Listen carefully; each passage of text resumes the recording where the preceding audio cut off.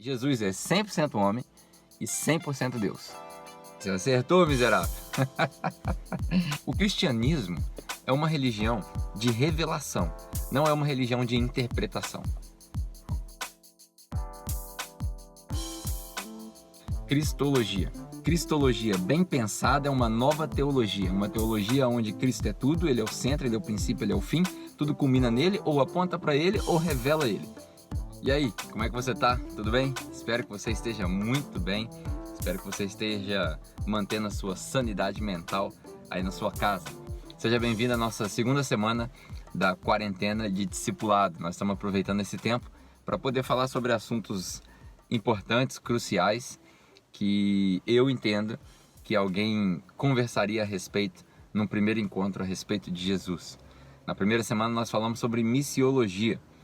Eu achei interessante abordar a missiologia porque estava fazendo uma comparação com a igreja no Irã, que cresce muito, com uma liderança descentralizada, liderado por mulheres, um movimento muito orgânico e bem alienígena ao que a gente conhece aqui como plantação de igreja. E hoje nós vamos continuar falando de um outro tema extremamente crucial para quem quer caminhar com Jesus, que é cristologia. Certa vez na história do ministério de Jesus, durante a caminhada dele, ele resolveu fazer uma pesquisa de opinião, como se fosse ano de eleição, com as pessoas que o rodeavam. E ele pergunta ali para as pessoas que estavam ao seu redor, incluindo os seus discípulos, quem as pessoas da cidade diziam que ele era. E aí as respostas vêm de diversas maneiras. Nas escrituras nós temos o relato de que alguns disseram que ele era João Batista, outros eram Elias, outros eram um profeta, e todas essas respostas foram insatisfatórias. Jesus olhou para elas, provavelmente pensou, essa galera está tentando fazer uma analogia com aquilo que eles já conhecem, mas eu sou algo novo, vinho novo, não se põe em odre velho, então eu preciso esclarecer um pouco melhor. E aí ele se torna para os discípulos dele agora de forma específica e pergunta, quem vocês dizem que eu sou? É a diferença da opinião pública e a opinião dos discípulos. Nós que somos discípulos de Jesus temos uma opinião ou uma conclusão diferente a respeito de quem é o Cristo, quem é o Messias, quem é Jesus. E aí, em resposta a essa pergunta, Pedro, um dos discípulos mais próximos, vira para Jesus e fala, eu sei, tu és o Filho do Deus vivo. E aí Jesus responde para ele, você acertou, miserável? Tu és o Filho do Deus vivo. E aí a resposta de Jesus, obviamente que o que eu falei é uma brincadeira, a resposta de Jesus foi o seguinte, bem-aventurado és tu, Simão Pedro, porque não foi homem que te revelou isso, mas essa revelação veio direto, do céu, caiu, direto de Deus. E sobre esta rocha, e alguns dizem que a rocha é Pedro, outros dizem que a rocha é a revelação de quem é Jesus, eu prefiro ficar com a última alternativa, sobre esta rocha eu construirei a minha igreja, e os portais, ou os portões do inferno, ou enfim, interprete do jeito que você quiser, não prevalecerão contra ela. Várias coisas a gente pode descobrir só dessa interação. Primeiro, quando Jesus fala bem-aventurado, primeiro que Pedro fala o seguinte, tu és o Filho do Deus vivo. Para pensar. Na mensagem do domingo passado eu falei sobre autossuficiência, insuficiência e suficiência. E aí ao falar de autossuficiência eu estava relatando Deus. Deixa eu melhorar esse negócio aqui na minha tela aí, boa. Eu estava relatando Deus, falando das características de Deus. E para o judeu era inconcebível que alguém fosse filho de Deus. E essa palavra filho, huios, ela significa não só filho de herdeiro, mas filho da mesma essência. Porque eu posso ser adotado e ser herdeiro, como nós somos co-herdeiros com Cristo. Mas ele era da mesma essência. Da onde você tira isso? Outra referência fantástica, Filipenses capítulo 2, no poema onde Paulo explica como Jesus encarnou.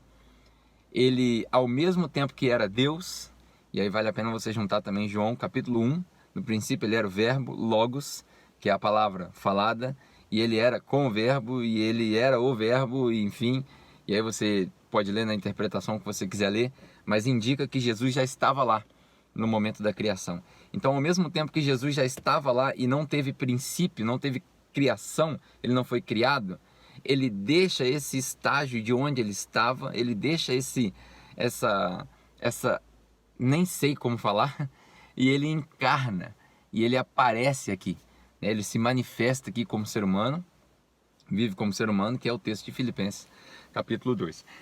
Então a gente aprende que primeiro, o que Pedro fala já é inconcebível. Fala, peraí, você é o filho, você é igual a Deus, nós não, você é igual a Deus. A segunda coisa é que ele fala, Pedro responde que ele é filho e Jesus fala para ele, você é um cara abençoado, Pedro. Por quê? Pedro, você é um cara abençoado, porque não foi nenhum homem que te revelou isso, mas foi o próprio Deus. O próprio Deus lá em cima, autossuficiente, que te revelou isso. O que isso quer dizer? O cristianismo é uma religião de revelação, não é uma religião de interpretação. Não é uma religião que você se desperta para ela, e religião no bom sentido, de se religar com Deus, você não desperta para ela pela quantidade de coisas que você sabe. Você desperta para ela por uma revelação. Com a expressão dos crentes é o cair das escamas. Quando você entende, cai a ficha, pum! Aí você pegou a ideia, como diz o nosso amigo Michelin. Jesus disse para ele que aquilo ali é um apocaliptus, não eucalipto, um apocalipto. É o mesmo título de Apocalipse na sua Bíblia, que significa revelar aquilo que estava escondido. E aí, na mensagem de domingo passado, nós falamos sobre isso. Aquilo que estava escondido, quando Cristo, né, que for revelado, e aí você lê isso em várias outras passagens de Paulo, quando Cristo for revelado, você também vai ser revelado, você também vai ser ressuscitado. E isso que estava escondido, Deus escolheu revelar para os gentios, em Cristo. Tá pegando a ideia? Então, revelação. Só nessa conversa você entende que Jesus é filho da mesma essência, diferente de nós que somos adotados, nós somos criados por Deus, criaturas, criados no barro, recebemos o sopro da vida, mas o filho gerado no Espírito, só Jesus. Olha que interessante. Então, por que é importante a gente descobrir o que é a cristologia? Do mesmo jeito que a missiologia é o estudo da missão, a cristologia é o estudo do Cristo, de quem ele é, do que ele fez e qual é o papel dele na sua história, na minha história. Isso é importante para a gente aprender a ter uma fé centrada no Cristo. É o que a gente chama de uma fé cristocêntrica. A gente tem hoje muitas igrejas baseadas numa fé antropocêntrica. Antropos, homem, cêntrica, centrado no homem. Ou seja, você vai conseguir, você vai melhorar e por aí vai. Hoje não é dia de debate de eclesiologia, nem de por aí vai. A gente tem igrejas que são bibliocêntricas, o que já é uma contradição em si próprio.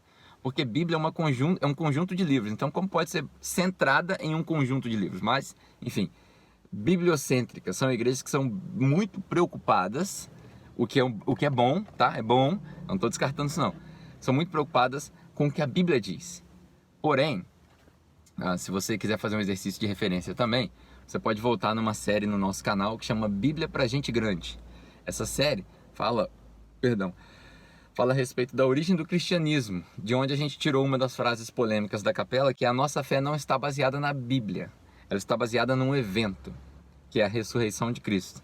Porque a Bíblia, o Cristo e o cristianismo e a religião cristã não existem por causa da Bíblia.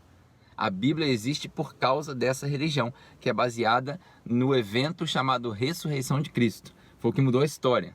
Foi o que enfatizou e o que concretizou o fato de Jesus ter dito quem ele disse que era. O Filho de Deus, o Messias, o caminho. Então por que é importante a gente aprender cristologia? Porque aí a gente vai aprender sobre o Jesus que não é o Jesus da Bíblia, propriamente dito. É o Jesus que está na Bíblia, mas também está em outros lugares. Não é o Jesus da Bíblia, propriamente dito. Porque muita gente fala assim para mim, mas você fala essas coisas, mas aonde é que você vai para aprender a respeito de Jesus? Você vai na Bíblia. Tem países, por exemplo, que a entrada da Bíblia é proibida e o Evangelho chega lá. Porque, como eu disse, o software do Evangelho não roda bem na igreja. E a igreja, na sua vasta maioria, principalmente depois da Reforma, com o advento daquilo que a gente hoje chama de sola escritura carinhosamente, para dizer que é a expressão em latim para somente as escrituras, nós fechamos a caixinha do entendimento teológico em algo que a gente chama de Bíblia, escrituras. E não era assim no começo, não era assim na igreja primitiva. Isso é ruim? De maneira nenhuma. Não estou aqui querendo causar polêmica com os meus irmãos da fé reformada, não. Não é isso. Eles têm o entendimento deles, eu tenho o meu. No meu, a cristologia ela se transforma numa outra teologia. Ela não é teologia sistemática, embora quem faz seminário entende cristologia como uma disciplina da teologia sistemática. Eu acho que cristologia forma uma outra teologia totalmente diferente. Porque a teologia sistemática, por exemplo, estuda de maneira sistematizada, tenta formar uma conclusão coerente a respeito de doutrinas. Com isso, a gente pode perder um contexto mais amplo. A gente pode, se não tiver cuidado na teologia sistemática, a gente pode se tornar o chato. Uma outra disciplina é a teologia bíblica. A gente tem a teologia histórica, mas enfim, a teologia bíblica, que também é muito famosa, é a teologia que fala dos temas. O tema da criação, o tema do tempo, o tema da redenção, né? E os temas que são desenvolvidos ao longo das escrituras apontando para Jesus. Eu penso, Pedro, e esse exercício aqui da campanha aqui do discipulado, aqui da semana da quarentena, por aí vai. Semana da quarentena não faz sentido. Mas a ideia aqui é que eu possa compartilhar com você e você compartilhar comigo aquilo que nós entendemos a respeito desses assuntos que são importantíssimos para quem tem uma primeira interação a respeito de Jesus.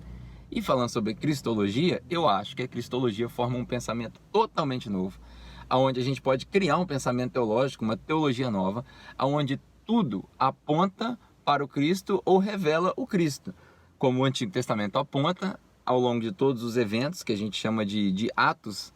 Quando a gente estuda teologia no seminário, a gente chama dos atos. O ato da redenção, o ato da criação, o ato do... e por aí vai. E a gente, como o antigo aponta, o novo revela. Isso é cristologia, tudo em Cristo. Volto para Colossenses, tudo nele, para ele e por ele. Então, você já deve ter assistido até aqui, esse vídeo vai ficar longo. Eu vou parar por aqui, vou dividir em duas partes. E no próximo vídeo você acompanha o restante dessa mensagem. Obrigado por assistir, bora pra cima, põe em prática o que você já viu e volta para assistir a segunda parte depois de discutir e praticar, beleza?